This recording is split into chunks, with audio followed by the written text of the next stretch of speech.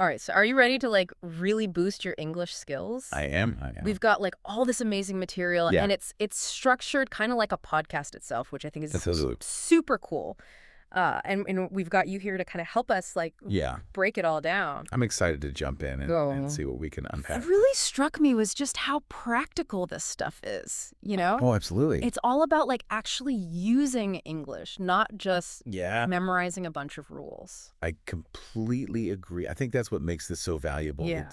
It's all about giving you the tools to Yeah. actually use the language. And they get into it right away with vocabulary, but not in this like boring textbook way. Right. It's all about learning in context, Yeah. which just makes so much more sense to me. Absolutely. Like, for example, they use the word astonished Okay. to describe that feeling of seeing the Grand Canyon for the first time. Right. And it's not just about like memorizing a definition. Right. It's about connecting the word Yeah. with this like powerful image and emotion. I think that's so important because, I mean, think about it. How do we learn our first language? It's through those experiences, right through Yeah. those stories. So I think this is tapping into that natural way of learning. And I think when you can create those vivid mental Yeah. pictures or connect a word to a personal feeling or a memory, Yeah. it's going to stick with you so much longer. And they even go beyond individual words and talk about like the power of learning Yes. collocations. Collocations, yeah. So like instead of just learning the word make, Right. you learn chunks like make a decision or Yeah. make a mistake. Yes. It's almost like learning musical phrases instead of individual notes. Exactly. Does that make sense? It does. It really does. Because I think about it this way. We rarely use words in isolation. Right. So mastering these collocations is just absolutely crucial for fluency because they represent how words naturally flow together in English. It's like you're unlocking the secret code of English fluency. Yeah. What were some of the collocations that like Oh, let me think. really stood out to you? Well, one that comes to mind is take advantage of, Okay. which, is a phrasal verb, which can be really tricky for English learners. Yeah. But if you can learn it as a chunk, it becomes so much easier to use correctly. That's a good one. Yeah.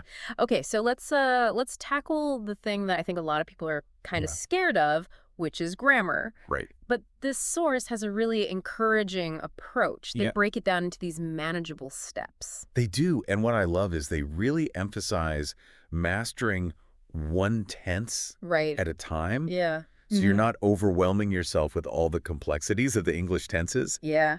Maybe focus on the present simple and just really get comfortable using it before you move on. And I love that they suggest like practicing this. Yes. By describing your daily routine in English. Oh, that's such a good idea. It's like turning everyday life into a grammar lesson. Exactly. And, by applying those grammar rules to practical situations, Yeah. you're not just memorizing them, you're internalizing them. Totally. You're training your brain to think in English. So sneaky grammar practice. The materials also recommend watching movies and shows with subtitles. Such a good idea because, just paying attention to how those sentences are structured in authentic content. I think that's incredibly powerful. You're not even realizing it, but you're starting to absorb those patterns subconsciously, and it's helping you develop just a more natural feel for the language. So we've covered vocabulary grammar. What about listening? Okay. The source really stresses this idea of active listening, Yes. which is not just passively hearing, but like really engaging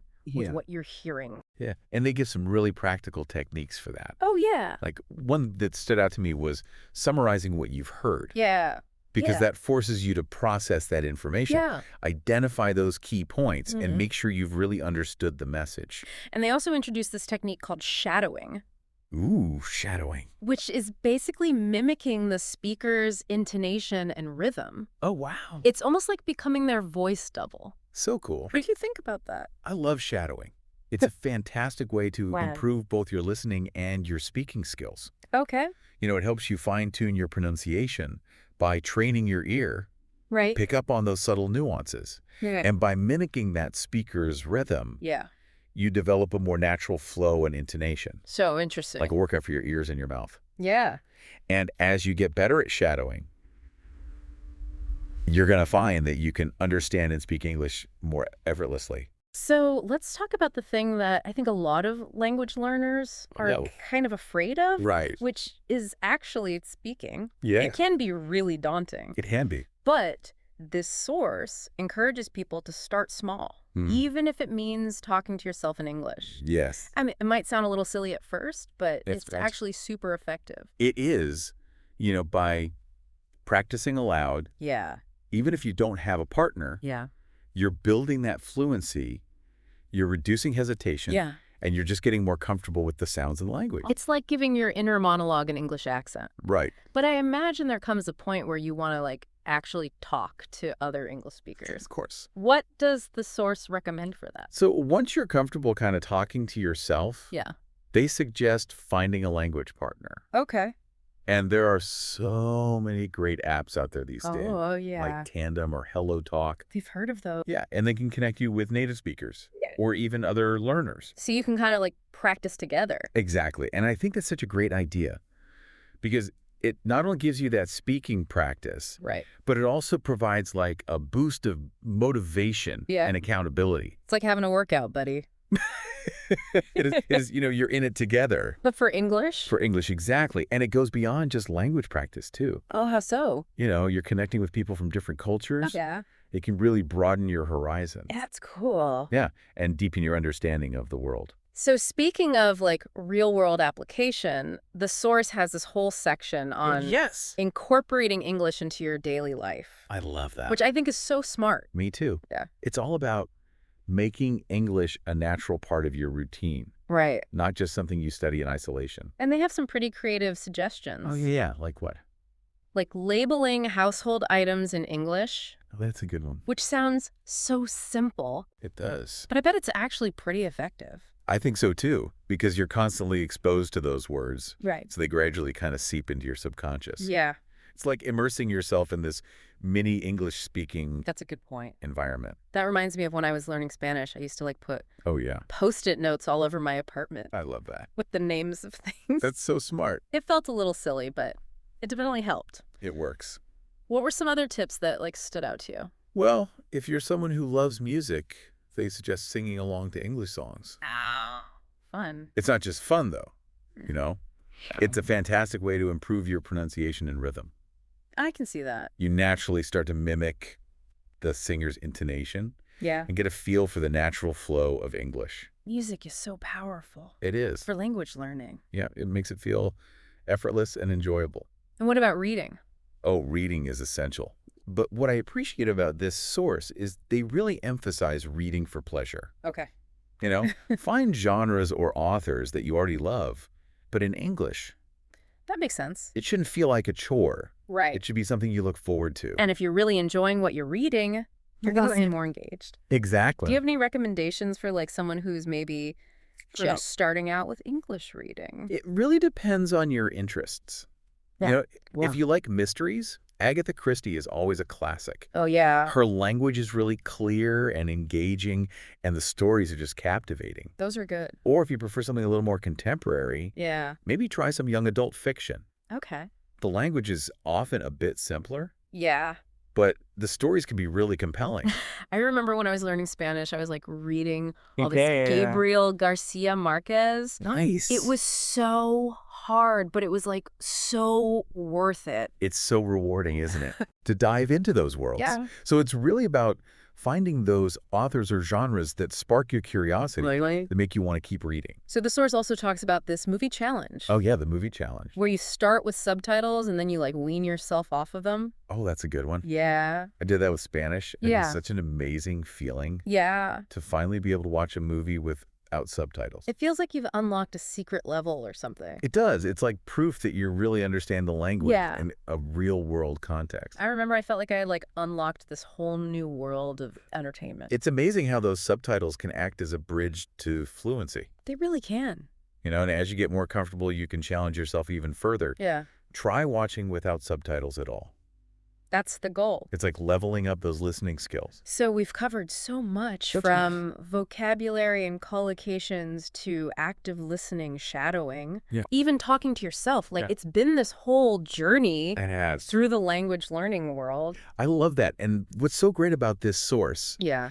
they really emphasize making it enjoyable. It shouldn't feel like a chore.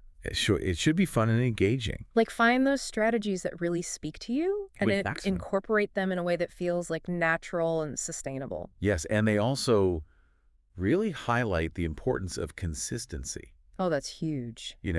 Even just a little bit of practice each day can add up Yeah. to significant progress over time. It's not about like cramming or forcing yourself to study for hours. Exactly. It's about creating a habit Yes. that you actually enjoy. It's like they say, like a little bit every day goes a long way. It really does. Thinking back on all these strategies we've talked about, like vocabulary, collocations, active listening, shadowing, even talking to yourself. Right. What's resonating with you the most? That's a great question. What I think is really helpful is just setting a small, achievable goal for yourself. Okay. For today or even for this week. Yeah. It could be something super simple. Like what? Like labeling a few household items. Okay. Or listening to one English song. Oh, yeah. Or even just spending 5 minutes talking to yourself in the mirror. It's those little victories that keep you motivated. It makes the process feel less daunting. It does. When you can kind of break it down into those smaller steps. Totally. And you start to see those small wins. Yeah. Your confidence grows.